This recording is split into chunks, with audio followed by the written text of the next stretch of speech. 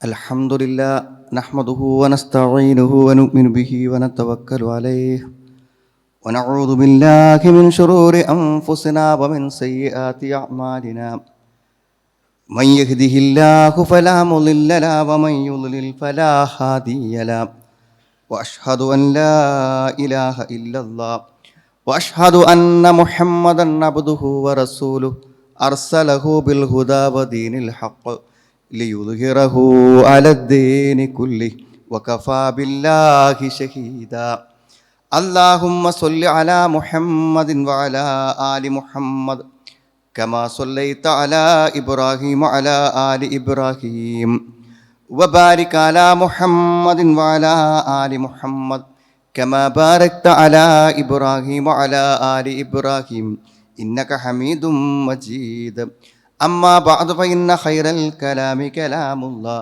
وخير الحديث كتاب الله وخير الهدي هدي محمد صلى الله عليه وسلم وشر الأمور محدثاتها وكل محدثة بدعة وكل بدعة ضلالة أعوذ بالله من الشيطان الرجيم بسم الله الرحمن الرحيم يا أيها الذين آمنوا اتقوا الله حق تقاته ولا تموتن إلا وأنتم مسلمون يا أيها الناس اتقوا ربكم الذي خلقكم من نفس واحدة وخلق منها زوجها وبث منهما رجالا كثيرا ونساء واتقوا الله الذي تساءلون به والأرحام إن الله كان عليكم رقيبا يا أيها الذين آمنوا اتقوا الله وقولوا قولا سديدا يصلح لكم أعمالكم ويغفر لكم ذنوبكم ومن يطع الله ورسوله فقد فاز فوزا عظيما يا أيها الذين آمنوا لا تأكلوا الربا أضعافا مضاعفا واتقوا الله لعلكم تفلحون واتقوا النار التي أعدت للكافرين وأطيعوا الله والرسول لعلكم ترحمون സ്നേഹമുള്ള സഹോദരി സഹോദരന്മാരെ, സത്യവിശ്വാസികളെ, സത്യവിശ്വാസിനികളെ, അള്ളാഹുവിൻ്റെ കൽപ്പന നിർദ്ദേശങ്ങളെ ശരിയായ അർത്ഥത്തിൽ പാലിച്ചുകൊണ്ട് ജീവിക്കണമെന്ന് എന്നെയും നിങ്ങളെയും ഞാൻ ഓർമ്മപ്പെടുത്തുകയാണ്. എന്നോടും നിങ്ങളോടുമായി വസിയ്യത്ത് ചെയ്യുകയാണ്. സഹോദരങ്ങളെ, ഭാവി സുരക്ഷയ്ക്ക് വേണ്ടി എൻ്റെ കുറച്ചു കാലം കഴിഞ്ഞാൽ വല്ല ബുദ്ധിമുട്ടുകളോ പ്രയാസങ്ങളോ വന്ന്, അല്ലെങ്കിൽ എനിക്ക് അധ്വാനിക്കാൻ കഴിയാതെ വന്നാൽ, അല്ലെങ്കിൽ വല്ല മാരക രോഗങ്ങളൊക്കെ വന്നാൽ ഞാൻ എന്ത് ചെയ്യും? അതുകൊണ്ട് എനിക്ക് എവിടെയെങ്കിലും അല്പം സംഖ്യ ഇൻവെസ്റ്റ് ചെയ്ത് നിക്ഷേപിച്ച് ഒരു ലാഭമോ ഒരു ബിസിനസ്സിൽ പങ്കാളിയാവുകയോ ഒരു സ്ഥിര വരുമാനമോ ഇല്ലാതെയായാൽ ഞാൻ എന്ത് ചെയ്യും എന്ന ഒരാശങ്ക കൊണ്ട് പല ആളുകളും വളരെ വലിയ അബദ്ധങ്ങളിലും അപകടങ്ങളിലും ചെന്നുപെടുന്നു എന്നത് നമ്മൾ നിത്യമായി കാണുന്ന ഒരു വസ്തുതയാണ്. 20 ലക്ഷം രൂപ ഞാൻ ഒരു വിശ്വസ്തനായ ആളെ ഏൽപ്പിച്ചു ഒരു ബിസിനസ്സിൽ എന്നെ പങ്കാളിയാക്കാമെന്ന് പറഞ്ഞിട്ട് എല്ലാ മാസവും കൃത്യമായി അയാൾ എനിക്ക് 4000 രൂപ വെച്ച് തരുമെന്നാണ് പറഞ്ഞത്. പക്ഷേ ഇപ്പോൾ എൻ്റെ കാശുമില്ല, ലാഭവുമില്ല, 2-3 മാസമൊക്കെ തന്നു, പിന്നെ തരുന്നില്ല എന്നാണ്. അപ്പം സത്യത്തിൽ ഇത് കേൾക്കുമ്പോൾ നമ്മൾ വേഗം അയാളെ പറ്റിച്ച, അയാളെ വഞ്ചിച്ച, അയാളുടെ ജീവിതത്തിൻ്റെ ഏറ്റവും വലിയ നിക്ഷേപമായി അയാളുടെ കയ്യിലുണ്ടായിരുന്ന, പ്രവാസ ജീവിതം അവസാനിച്ച് തിരിച്ച് നാട്ടിലെത്തിയപ്പോൾ കയ്യിലുണ്ടായിരുന്ന പണം മുഴുവനും പറ്റിച്ചു പോയ ഒരുത്തനെ, ആ പ്രതിയെക്കുറിച്ചല്ലേ നമ്മുടെ മനസ്സിലേക്ക് വരുന്നത്. ആ പ്രതിയെപ്പോലെ തന്നെ കുറ്റക്കാരനാണ് ഈ പണം കൊടുത്ത ആളും. എന്തുകൊണ്ടെന്ന് ചോദിച്ചാൽ നിശ്ചിതമായ ഒരു വിഹിതം ലാഭമായി കൊടുക്കാമെന്നാണ് അയാൾ പറഞ്ഞത്. അതുകൊണ്ട് തന്നെ നിശ്ചിതമായ ഒരു വിഹിതം ലാഭമായി കിട്ടുന്നതിനെയാണ് നമ്മൾ പലിശ എന്ന് പറയുന്നത്. അതിനാണ് പലിശ എന്ന് പറയുന്നത്. അപ്പോൾ സ്വാഭാവികമായും ഒരു ബിസിനസ്സിൽ പങ്കാളിയാകുന്നു എങ്കിൽ അയാൾക്കൊരിക്കലും ആ പണം തിരിച്ചു വയ്ക്കാൻ അവകാശമില്ല. അയാളൊരു ബിസിനസ്സിലാണ് നിക്ഷേപിച്ചതെങ്കിൽ അയാൾക്ക് വന്ന നഷ്ടം സത്യസന്ധമാണെങ്കിൽ ആ നഷ്ടത്തിൽ നിക്ഷേപകനും പങ്കാളിയാണ്. അതുകൊണ്ട് ആ 10 ലക്ഷം തിരിച്ചു വയ്ക്കാൻ അയാൾക്ക് അവകാശമില്ല. ഇസ്ലാമിക നിയമപ്രകാരം അവകാശമില്ല. അപ്പോൾ സ്വാഭാവികമായും നമ്മളിവിടെ മനസ്സിലാക്കേണ്ടത്, നമ്മുടെ സുരക്ഷയ്ക്ക് വേണ്ടിയാണ് അള്ളാഹു എല്ലാ നിയമങ്ങളും വെച്ചത്. അള്ളാഹുവിനേക്കാളും ഹിക്മത്തും അള്ളാഹുവിനേക്കാളും ആസൂത്രണ ശക്തിയൊന്നും നമുക്ക് ആർക്കും ഇല്ലല്ലോ. അപ്പോൾ സുഹൃത്തുക്കളെ, ആ നിയമത്തിന് സമാധാനമായി കീഴ്പ്പെട്ട് ജീവിക്കുക എന്നുള്ളതാണ് എനിക്കും നിങ്ങൾക്കും എല്ലാവർക്കും സുരക്ഷിതമായിട്ടുള്ള കാര്യം എന്നാണ്. ലളിതമായി ചിന്തിച്ചു നോക്കൂ നിങ്ങൾ. ഒന്ന്, ഈ ഇദ്ദേഹത്തിൻ്റെ കയ്യിലുള്ള ഈ 10-20 ലക്ഷം രൂപ അയാൾക്ക് അങ്ങനെ ഒരു ബിസിനസ്സും കാര്യങ്ങളും വെറുതെ അവിടെ വെച്ചാൽ മതി. അതിൻ്റെ സക്കാത്ത് വർഷത്തിൽ കൊടുത്ത് അയാൾ കൊടുക്കുകയാണെങ്കിലും ഒരു പക്ഷേ അയാൾക്ക് എന്തെങ്കിലും ബുദ്ധിമുട്ടുകൾ ജീവിതാവസാനം വരെ വരുന്നത് പരിഹരിക്കാൻ ഒരു പക്ഷേ അതുകൊണ്ട് പറ്റുമായിരിക്കും. ഒന്നും വിശ്വസ്തമായ എവിടെയും നിക്ഷേപിക്കാനില്ലെങ്കിൽ പോലും തൻ്റെ കയ്യിൽ കുറച്ച് പണം ഉണ്ടല്ലോ, അതുപയോഗിച്ച് അതിനനുസരിച്ച് ജീവിച്ച് മുന്നോട്ട് പോകാമെന്ന് വിചാരിച്ചാലെങ്കിലും അയാൾക്ക് സമാധാനം കിട്ടും. പിന്നെ അതോടൊപ്പം നമ്മൾ ചിന്തിക്കണം, ഒരാൾ നമ്മളടുത്ത് വരികയാണ്, എന്നിട്ട് എന്ത് ചെയ്യണം, ഞാൻ ബിസിനസ് നടത്തുകയാണ്, നിങ്ങൾ എന്നെ സഹായിക്കണം എന്ന് പറഞ്ഞ ഒരാൾ വരുമ്പോൾ സ്വാഭാവികമായും അയാൾക്ക് അത്ര ഉറപ്പുള്ളൊരു ബിസിനസ്സും വിജയിക്കുമെന്ന് ഉറപ്പുള്ളൊരു കാര്യമാണെങ്കിൽ അതിലുള്ള പണം അയാൾ തന്നെ കണ്ടെത്തും. സ്വാഭാവികമായും അതിന് പറ്റുന്ന ആളുകൾ അതിലേക്ക് ചെന്നുപെടും. ഒരാളും ക്യാൻവാസ് ചെയ്യാതെ വിളിക്കാതെ തന്നെ വിജയകരമായ ബിസിനസ്സിൻ്റെ പാർട്ട്ണർമാരാകാൻ ആൾക്കാർ തയ്യാറായി പോകും. അപ്പോൾ സ്വാഭാവികമായും ഇതിലൊക്കെ നമുക്ക് നമ്മുടേതായ ചില കാര്യങ്ങൾ നിർവഹിക്കേണ്ടതുണ്ട് എന്ന കാര്യത്തിൽ യാതൊരു സംശയവുമില്ല. എപ്പോഴും നമ്മൾ ഇസ്ലാമിക നിയമം തെറ്റിച്ചുകൊണ്ടുള്ള ഒരു ബിസിനസ്സും ഞാൻ നടത്തില്ലെന്നും ഒരു ബിസിനസ്സിലും ഞാൻ പങ്കാളിയാവില്ലെന്നും നമുക്കൊരു തീരുമാനം വേണമെന്നുള്ളതാണ്. യാ അയ്യുഹല്ലദീന ആമനു, വിശ്വാസികളെ എന്ന് അള്ളാഹു വിളിക്കുക. വിശ്വാസികളെന്ന് പറഞ്ഞാൽ ഉറപ്പായിട്ട് സ്വർഗമുണ്ട്, നരകമുണ്ട്, പടച്ചുണ്ട് എന്നൊക്കെ വിശ്വസിക്കുന്ന ആളുകൾക്ക് എല്ലാതും പറ്റൂല, എല്ലാതും ചെയ്യാൻ പറ്റൂല. കാരണം ആ ഒരു വിശ്വാസത്തിൽ നിന്നാണ് അവൻ്റെ തീരുമാനങ്ങൾ ഉണ്ടാവേണ്ടത്. എന്നിട്ടോ ഇരട്ടിക്കിരട്ടിയായി നിങ്ങൾ പലിശ തിന്നരുത് എന്ന്. ഇരട്ടിക്കിരട്ടിയെ പലിശ എന്ന് പറഞ്ഞാൽ ജാഹിലിയ കാലത്തൊരു പരിപാടി ഉണ്ട്. എന്താ വെച്ചാൽ ഒരാളത്ത് നിന്ന് കടം വാങ്ങി, അപ്പോൾ അതിൻ്റെ ഡേറ്റ് തെറ്റാൻ പോവുകയാണ്. ഈ 1-ാം തീയതി തരുന്നില്ല എന്നുണ്ടെങ്കിലും അപ്പോൾ ഈ പണം കിട്ടാനുള്ള ആൾ പൈസ കൊടുത്ത ആൾ പറയും, എന്താ അറിയോ, ആയിക്കോട്ടെ നിനക്കൊരു മാസം കൂടി ഞാൻ നീട്ടിത്തരാം, പക്ഷേ നീ തരുമ്പോൾ എന്ത് ചെയ്യണം, ഇത്ര ശതമാനം കൂടെ നീ വർദ്ധിപ്പിച്ച് തരണമെന്ന് പറയും. അങ്ങനെ ഈ സാധുവിന് കൊടുക്കാൻ കഴിയൂല. ഓരോ സന്ദർഭത്തിൽ അവധി പറയുമ്പോഴും ആ അവധി സമയത്തൊക്കെ ഇയാൾ എന്ത് ചെയ്യും, ഇന്ന് അത്ര തരണം എന്ന് പറയും. അവസാനം മുലാഫ എന്നാണ്. ഇയാൾക്കൊരിക്കലും ജീവിതകാലത്ത് എന്ത് ചെയ്താലും അത് തിരിച്ചെടുക്കാൻ പറ്റാത്ത രൂപത്തിലുള്ള പലിശയിൽ അയാൾ കുടുങ്ങി ജീവിതം നശിച്ചു പോകുന്നതാണ്. എന്നിട്ട് എന്ത് അല്ല പറഞ്ഞു, അത് പലിശ തുടരുത്. എന്നിട്ടോ വത്തഖുല്ലാഹ ലഅല്ലക്കും തുഫ്ലിഹൂൻ, നിങ്ങൾ അള്ളാനെ സൂക്ഷിച്ചോളി, നിങ്ങൾക്ക് വിജയം ഉണ്ടാവും. അള്ളാനെ സൂക്ഷിച്ചാൽ നിങ്ങൾക്ക് വിജയം ഉണ്ടാകും. പലിശമ്മ തൊടണ്ടെന്ന് പറഞ്ഞിട്ട് അല്ല പറയണം, നിങ്ങൾ അള്ളാനെ പേടിച്ചിട്ട് നമ്മളൊരു തീരുമാനം എടുത്ത് മാറി നിന്നാൽ സുഹൃത്തുക്കളെ കഷ്ടപ്പെടൂല. വത്തഖുന്നാറല്ലതീ ഉഇദ്ദത് ലിൽ കാഫിരീൻ, സത്യനിഷേധികൾക്ക് വേണ്ടി തയ്യാറാക്കിയ നരകത്തെ നിങ്ങൾ പേടിച്ചോളിയും. വഅതീഉല്ലാഹ വറസൂല ലഅല്ലക്കും തുർഹമൂൻ, അല്ലാഹുവും റസൂലും പറഞ്ഞത് അനുസരിച്ചോളൂ. ലഅല്ലക്കും തുർഹമൂൻ, നിങ്ങൾക്ക് കരുണ ലഭിച്ചേക്കാമെന്നാണ്. ഇപ്പം നമ്മുടെ ഭാവി എന്താവും, ഒരു മാരക രോഗം വന്നാൽ എന്താവും, അധ്വാനിക്കാൻ കഴിയാതെ വല്ലാതെ ഒന്നും ബേജാറാകേണ്ട സുഹൃത്തുക്കൾ, നമ്മളൊക്കെ വിശ്വാസികളല്ലേ. ഇമാം ബൈലാവി കുറിച്ച് പറയുന്ന ഒരു സംഭവമുണ്ട്. അൻവാറു തൻസീൽ വ അസ്റാറു തഅ്വീൽ എന്ന വലിയൊരു തഫ്സീർ എഴുതിയ ഒരാളാണ് ഈ ബൈലാവി റഹിമഹുല്ലാ. അപ്പം അദ്ദേഹം തഫ്സീറൊക്കെ പൂർത്തിയാക്കി കഴിഞ്ഞിട്ട് അതിൻ്റെ ഒരു കോപ്പിയും പിടിച്ചിട്ട് അയാൾ എന്ത് ചെയ്യണം, അവിടുത്തെ ഭരണാധികാരിയത്തേക്ക് പോവുകയാണ്. എന്തിനാ ഭരണാധികാരത്തേക്ക് പോകണമെന്ന് വെച്ചാൽ അയാൾക്ക് കുറേ പെൺകുട്ടികളാണ്. അപ്പോൾ ആ പെൺകുട്ടികളൊക്കെ വിവാഹം കഴിച്ചു കൊടുക്കാൻ ആവശ്യമായ പണം ഇത് അയാൾക്ക് സമർപ്പിച്ചാൽ കിട്ടുമെന്ന് വിചാരിച്ചിട്ടാണ് അദ്ദേഹം പോയത്. അപ്പോൾ പോണ വഴിക്ക് താമസിച്ച ഒരു സ്ഥലത്തു നിന്ന് ഒരു വയസ്സനായ ഒരു സാധാരണക്കാരനായ അയാൾ ചോദിച്ച്, നിങ്ങൾ ഇയ്യാക നഅ്ബുദു വഇയ്യാക നസ്തഈൻ എന്നുള്ള ആയത്ത് ഇതിൽ ഈ തഫ്സീറിൽ നിങ്ങൾ വ്യാഖ്യാനിച്ചിട്ടില്ലയോ? വ്യാഖ്യാനിച്ചു. എന്താണ് നിങ്ങൾ അതിന് വ്യാഖ്യാനം കൊടുത്തതെന്നാണ്. എല്ലാ കാര്യത്തിനും സഹായം ചോദിക്കാൻ അള്ള മാത്രം മതി എന്നല്ലേ? അങ്ങനെയാണ് നിങ്ങൾ വ്യാഖ്യാനെങ്കിൽ നിങ്ങൾ ഇതും തേടി ഒരാളത്തേക്ക് പോകുന്നതിൽ എന്തർത്ഥമാണുള്ളത് എന്നാണ്. കൈഫ അബ്തഗി ബി കിതാബില്ലാഹി വ ബി തഫ്സീരി കലാമിഹി അസ്സ വജൽ നഫ്അൻ ദുനിയവിയൻ സായിലൻ, എങ്ങനെയാണ് അള്ളാഹ്ക്ക് വേണ്ടി എഴുതിയ ഒരു തഫ്സീറിൽ ഞാൻ ഈ ദുനിയാവിൻ്റെ ഒരു ലാഭം ആഗ്രഹിച്ച് ഞാൻ എങ്ങനെ പോവുക എന്ന് അദ്ദേഹം ചിന്തിച്ചു എന്നാണ്. വകൈഫ അജ്അലുഹു സബബൻ ലിനൈലി മാലി സുൽത്താൻ, സുൽത്താനത്തിന് പൈസ ഇട്ടാൻ വേണ്ടി ഇങ്ങോട്ട് ഞാൻ എൻ്റെ തഫ്സീർ കൊടുക്കാൻ പറ്റുമോ എന്ന് അദ്ദേഹം ചിന്തിച്ച് അദ്ദേഹം തിരിച്ചു പോന്നു. ഒരു ബോധം മനസ്സ് കിട്ടിയപ്പോൾ തിരിച്ചു പോന്ന് പെൺകുട്ടികളൊക്കെ കല്യാണം നടന്നു. വളരെ സമൃദ്ധമായും സമ്പന്നമായും അദ്ദേഹം ജീവിച്ച് അവസാനിച്ചു എന്നാണ് പറയുന്നത്.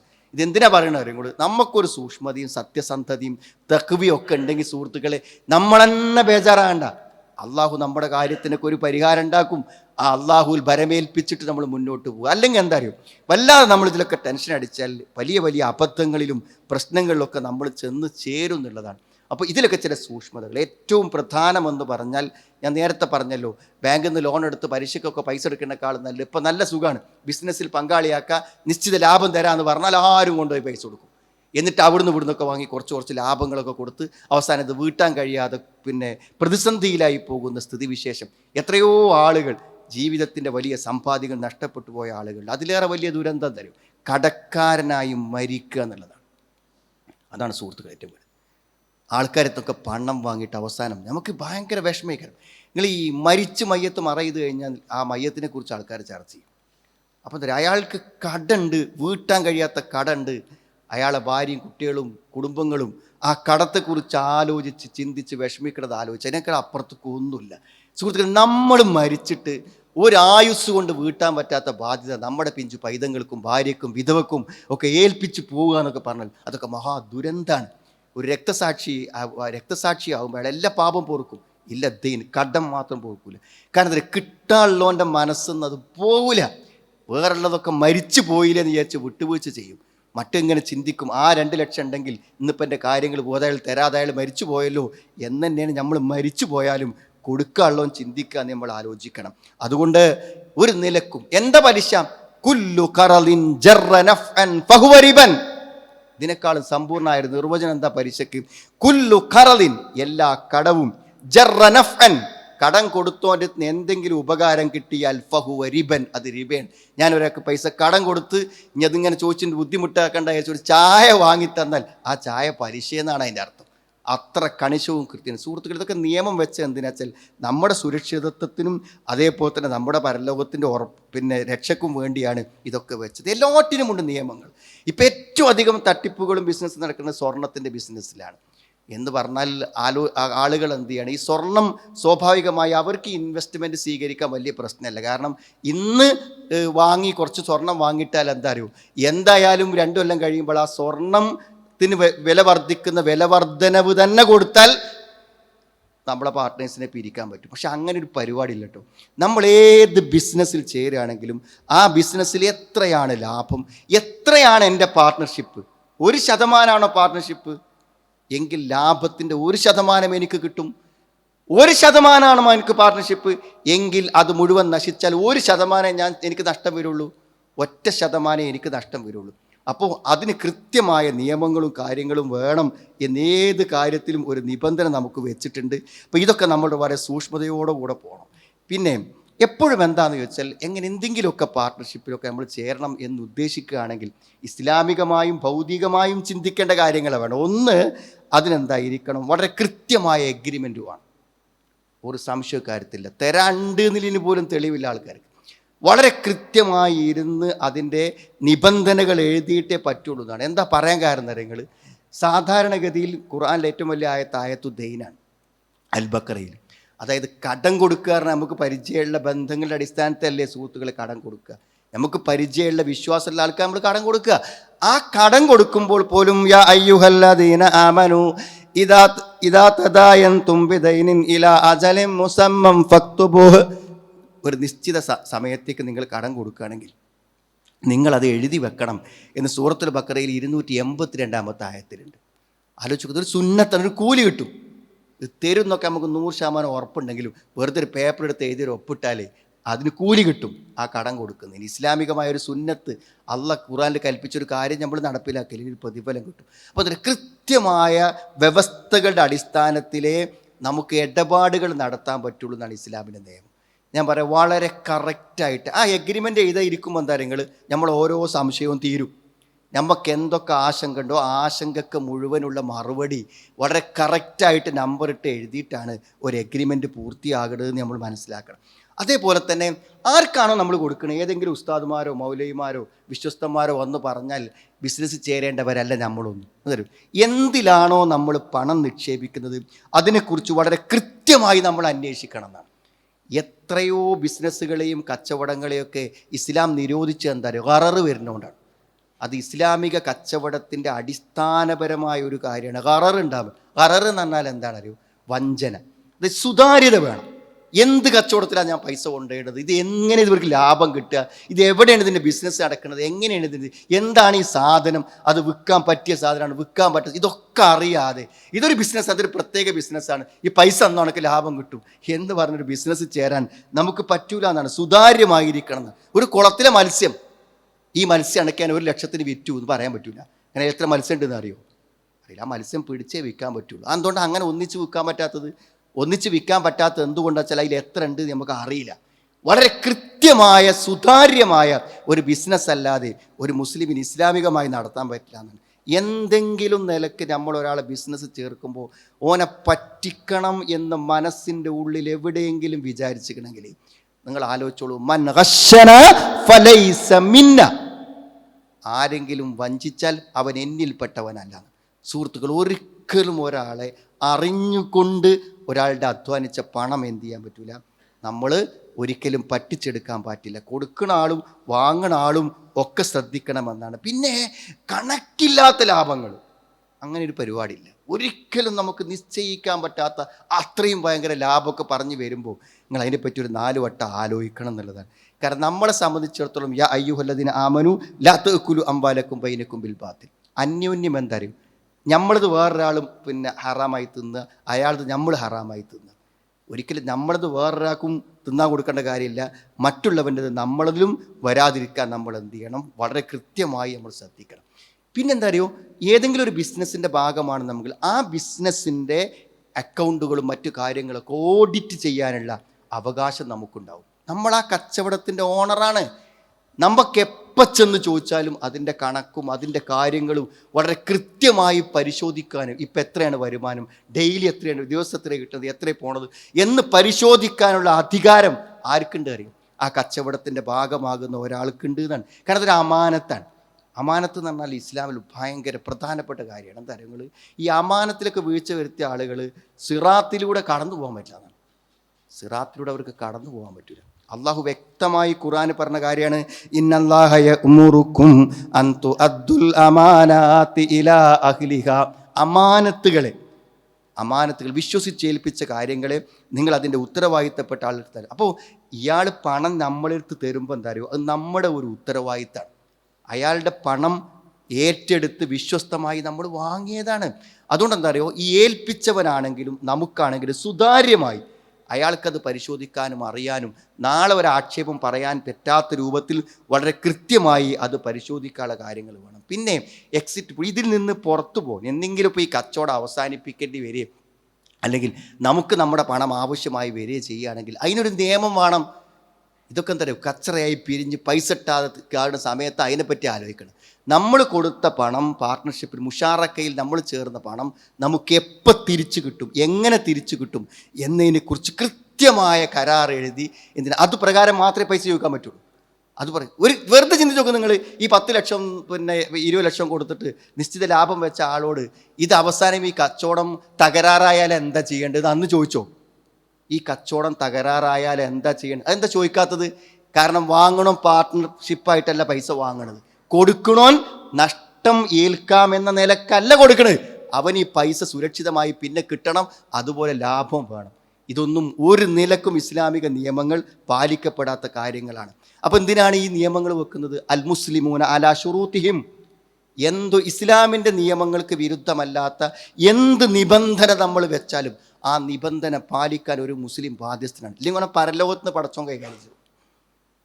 നമ്മളൊരു എഗ്രിമെൻ്റ് എഴുതി അത് പാലിച്ചില്ല എന്ന് വിചാരിച്ചോളി, പാലിച്ചില്ലെങ്കിൽ പോലും അൽ മുസ്ലിമൂന അലാ ശുറൂത്തിഹിം, 2 മുസ്ലിങ്ങൾ തമ്മിൽ ഒരു കരാർ എഴുതിയിട്ടുണ്ടെങ്കിൽ ആ കരാറ് പാലിക്കാത്തത് പിന്നെ പടച്ചോൻ ചോദിച്ചോളൂ. അത് കുറച്ചൊരു ഈമാനൊക്കെ ഉള്ളിലുള്ളൊരു പേടി ഉണ്ടാവും. ഇത് ഞാൻ ഒപ്പിട്ട നിബന്ധനയാണ്, ഇത് ഞാൻ പാലിക്കണം. ഇപ്പോൾ ക്യാഷ് എപ്പോൾ തിരിച്ചു തരും, തിരിച്ചു തരണമെങ്കിൽ എത്ര മാസം മുന്നേ ചോദിക്കണം, എത്ര ശതമാനമാണ് കിട്ടുക, എത്രയാണ് എൻ്റെ പാർട്ട്ണർഷിപ്പ്, ഞാൻ കൊടുത്ത പൈസ മുഴുവൻ കിട്ടുമോ, എല്ലാറ്റിനെ കുറിച്ചും വളരെ കൃത്യമായി അറിഞ്ഞുകൊണ്ടേ ഇതൊക്കെ സുഹൃത്തുക്കളെ പണ്ഡിതന്മാർ ഫിഖുകളിലും കിതാബുകളിലൊക്കെ എഴുതി വെച്ച കാര്യങ്ങളാണ് ഇതൊക്കെ. അതേപോലെ തന്നെ എന്താ അറിയോ, നമ്മൾ ഏറ്റവും പ്രധാനമായി ചെയ്യേണ്ട ഒരു കാര്യം, ഒരിക്കലും ബന്ധങ്ങളോ കുടുംബങ്ങളോ ആണ് വിചാരിച്ചിട്ട് നമ്മൾ എന്ത് ചെയ്യാൻ പറ്റില്ല, അനീതി ചെയ്യാൻ പാടില്ല. ഇത് ഇസ്ലാമിൻ്റെ വലിയൊരു നിയമമാണ്. യാ അയ്യുഹല്ലദീന ആമനൂ കൂനൂ ഖവ്വാമീന ബിൽ ഖിസ്ത് ശുഹദാഅ ലില്ലാഹി വലൗ വലൗ അലാ അൻഫുസികും അവിൽ വാലിദൈനി വൽ അഖ്റബീൻ. നിങ്ങൾ നീതിയോടുകൂടെ നിലകൊള്ളണം എന്നാണ്. അത് നിങ്ങൾക്കെതിരാണെങ്കിൽ പോലും നിങ്ങൾ നീതി പാലിക്കണം. നിങ്ങളുടെ ബന്ധുക്കൾക്കും മാതാപിതാക്കൾ ഈ ബന്ധങ്ങളുടെ പേരിൽ നമ്മൾ എന്താ പറയുക, പണമിടപാട് നടത്തുമ്പോഴും നമ്മളെന്താ പറയുക, നമ്മൾ കുടുംബക്കാരല്ലേ, നമ്മൾ പരിചയക്കാരല്ലേ എന്ന് വെച്ച് നമ്മൾ ചെയ്യാൻ പാടില്ല. അതിന് വളരെ കൃത്യമായി അതിൻ്റെ എല്ലാ കാര്യങ്ങളും സംഗതികളും ചോദിച്ചറിഞ്ഞ് എന്ത് ചെയ്യണമാണ്. ഇനി ഒരു സൗഹൃദത്തിൻ്റെ പേരിലും ബന്ധത്തിൻ്റെ പേരിലും നമ്മളൊരാളെ ചൂഷണം ചെയ്യാനും പറ്റില്ല. എന്തായാലും വാപ്പയല്ലേ ചോദിക്കണത്, അല്ലെങ്കിൽ മകനല്ലേ ചോദിക്കണത്, അല്ലെങ്കിൽ അയൽവാസിയല്ലേ ചോദിക്കണത് എന്ന നിബന്ധനയില്ല. സാമ്പത്തിക ഇടപാടുകൾ ഏതാണെങ്കിലും ഒരു പൈസ കടമായിട്ടാണോ കൊടുക്കുന്നത്, ദാനമായിട്ടാണോ കൊടുക്കുന്നത്, സമ്മാനം എടുക്കും. നമ്മളൊരാൾക്ക് വെറുതെ പൈസ കൊടുക്കുകയാണെങ്കിൽ ആ സാധു വെറുതെ ഇത് തിരിച്ചു കൊടുക്കണം എന്ന് പറഞ്ഞാൽ ബേജാറാണ്ടല്ലോ. കടമാണ് എന്നുണ്ടെങ്കിൽ എന്ന് തരും?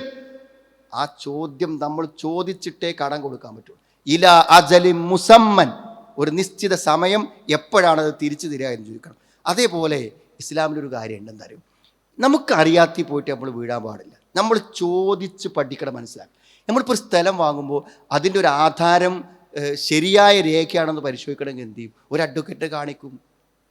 അല്പം കാഴ്ചപ്പാടുള്ളവരൊക്കെ അത് ചെയ്യും. നമുക്കൊക്കെ അറിയാമെങ്കിൽ ചെയ്യും. അപ്പോൾ അയാൾ പറയുമ്പോൾ നമുക്ക് മനസ്സിലാകുക, ചിലപ്പോൾ അവസാനം നമുക്ക് ഒരിക്കലും നമ്മൾ വലിയ ഒരു ദുരന്തത്തിൽ പെട്ടു പോകാതിരിക്കാൻ ഒരു പക്ഷേ ആ ഒരു അന്വേഷണം കൊണ്ട് നമുക്ക് പറ്റും. അത് ഇസ്ലാമികമായ നിയമമാണ്. ഫസ് അലു അഖില ദിക്ർ എന്നാണ്.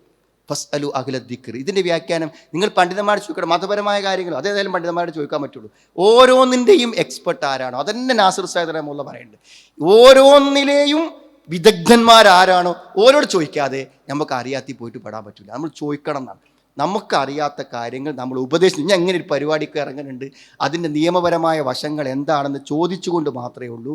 നമുക്കറിയാത്ത കാര്യങ്ങൾ അറിയുന്ന പോലെ പോയി ചെയ്യുമ്പോൾ പല അബദ്ധങ്ങളും നമ്മൾ എന്ത് ചെയ്യും, പോയി പെടാനുള്ള സാധ്യതകളുണ്ടെന്നാണ്. ഇതിലൊക്കെ പ്രധാനം ആദ്യം പറഞ്ഞതാണ്, നമ്മളെ സംബന്ധിച്ചിടത്തോളം മറ്റൊരുത്തൻ്റെ ഒരു പൈസ പോലും അന്യായമായി തിന്നാൻ പാടില്ല. അത് രക്തത്തിൽ കലർന്ന നമ്മുടെ ദുആ അള്ളാഹു കബൂൽ ചെയ്യൂല. ഒരു കടക്കാരനായി മരിച്ചു പോകാൻ പറ്റൂല. അതുകൊണ്ട് സുഹൃത്തുക്കളെ, നമ്മുടെ എല്ലാ കാര്യത്തിലും നമുക്ക് സൂക്ഷ്മത വേണം. ഏറ്റവും നല്ല ഒരു കാര്യമാണ് നമ്മൾ ബിസിനസ്സിലൂടെ പണം ഉണ്ടാക്കുക എന്നുള്ളത്. ഏറ്റവും നല്ലൊരു സംഗതിയാണ്, ഏറ്റവും നല്ലൊരു വരുമാനമായി പരിഗണിക്കപ്പെട്ട കാര്യമാണ്. പക്ഷേ അതിലുള്ള വ്യക്തതയും സത്യസന്ധതയും വളരെ പ്രധാനപ്പെട്ട കാര്യമാണ്. അൽ ബയ്യാനി ബിൽ ഖിയാർ മാലം യതഫറഖാണ്. കച്ചവടം ചെയ്ത ആളുകൾക്ക് എന്തുണ്ട്, അതിന് ഒഴിവാവാനും അത് തീരുമാനാക്കാനുള്ള ഒരു സ്വാതന്ത്ര്യം അവർക്കുണ്ട്. വഇൻ സ്വദ്ദഖാവ ബയ്യന, അവർ സത്യസന്ധമായും സുതാര്യതയോടുകൂടെയും ആ ബിസിനസ് ചെയ്യുകയാണെങ്കിൽ ഭൂരിക ലഹുമാഫി ബയ്യഹിം, ബർക്കത്ത് കിട്ടുന്നതാണ്. എന്തെങ്കിലും കള്ളത്തരം ബിസിനസ്സിലുണ്ടെങ്കിൽ അതിന് ബർക്കത്ത് ഉണ്ടാവില്ല. അത് മാത്രം മനസ്സിലാക്കി. നമുക്ക് കുറച്ച് ഈമ ഉള്ളിലുണ്ടെങ്കിൽ നമ്മൾ ആരും നിൽക്കൂല. സത്യസന്ധതയില്ലാത്ത ഒരു ബിസിനസ്സിനും ബർക്കത്തുണ്ടാവില്ല. ദീൻ്റെ കാര്യങ്ങൾ പ്രത്യേകമായി ഇത്തരം സൂക്ഷ്മതകൾ പാലിക്കാൻ നമ്മൾ പരിശ്രമിക്കണം. നമ്മുടെ എത്രയോ ആളുകൾ ഇപ്പോൾ ഈ കഴിഞ്ഞ ദിവസങ്ങളിലായിട്ട് ഇങ്ങനത്തെ പലതിലും പോയി പെട്ട് ഇടങ്ങേറായി അതിന് രക്ഷപ്പെടാതെ വഴികളെക്കുറിച്ച് അന്വേഷിക്കുമ്പോൾ അവരുടെ സംസാരങ്ങളും വാക്കുകളും കേൾക്കുമ്പോഴാണ് ഇതൊക്കെ എല്ലാ ആളുകളും ഒന്ന് അറിയേണ്ടതുണ്ട്, ഇതിനൊക്കെ ഇസ്ലാമികമായ ചില അടിസ്ഥാനങ്ങളുണ്ട് എന്ന് മനസ്സിലാക്കാൻ വേണ്ടിയാണ് ഈ കാര്യങ്ങൾ ഓർമ്മപ്പെടുത്തുന്നത്. അള്ളാഹു എല്ലാ ദുരന്തങ്ങളിൽ നിന്നും നമ്മളെ കാത്തു രക്ഷിക്കുമാറാവട്ടെ.